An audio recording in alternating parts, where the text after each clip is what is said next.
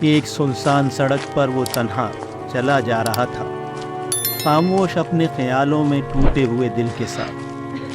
اسے کسی بھی چیز کا ہوش نہیں تھا کہ اس کے قدم سڑک سے ہٹ کر ایک کچی پگڈنڈی پر پڑ چکے ہیں۔ اچانک اندھیرا مزید گہرا ہو گیا، جیسے کسی نے اماوس کی تاریکی میں موت کے اندھیرے کی ملاوٹ کر دی ہو۔ وہ بے خیالی میں گہرے جنگل کی طرف چلتا گیا۔ دور سے بھیڑیے کی آواز نے اسے چونکا دیا۔ ساتھ ہی کتوں کے بھونکنے کی آواز سن کر اس نے ادھر ادھر دیکھا۔ وہ حیران و پریشان تھا۔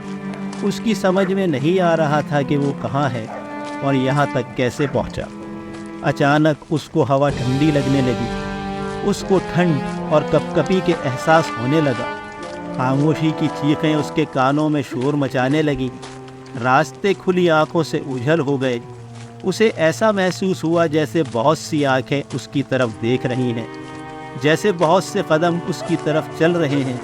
اسے اپنے گالوں پر گرم ہوا کا لمس محسوس ہونے لگا، جیسے کوئی اس کے کان کے قریب سانس لے رہا ہے۔ وہ شدید خوف محسوس کر رہا تھا۔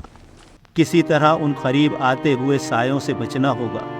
اس خیال کے آتے ہی اس کے قدم تیز ہو گئے اور اس کی سانس کی آواز سنائی دینے لگی۔ سائے اس کی طرف بھاگنے لگے۔ قدموں کی چاپ اس کے قریب آنے لگی، اور قریب لگتا تھا کہ جیسے وہ اسے پکڑ لیں گی۔ اس کے قدم اور تیز ہو گئے۔ اچانک اس کے گال پر گیلا پن محسوس ہوا۔ اس نے چھو کر دیکھا۔ عجیب چپچپا سا لیسدار گیلا پن تھا۔ غور سے دیکھا تو وہ خون تھا۔ وہ اور ڈر گیا۔ اس نے ڈرتے ڈرتے اوپر دیکھا۔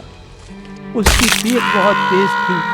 ایک اڑتی ہوئی چادر خون میں لپٹی ہوئی اس کے سر کے اوپر اڑ رہی تھی۔ اس سے خون کی بوندیں ٹپک رہی تھیں۔ وہ بھاگنے لگا، بنا دیکھے، بنا رکے، جس سمت میں قدم اٹھ رہے تھے۔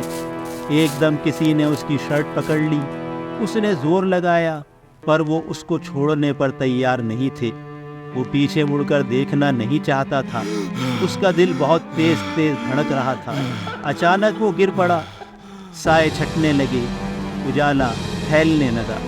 صبح کے وقت ایک کسان اپنے جانوروں کے لیے چارہ کاٹنے جا رہا تھا کہ اسے کچھ گدھ ایک جگہ نظر آئے۔ وہ قریب گیا تو ایک لاش نظر آئی، جس کی شرٹ ایک درخت کی شاخ میں اٹکی ہوئی تھی اور اسے جانور نوچ رہے تھے۔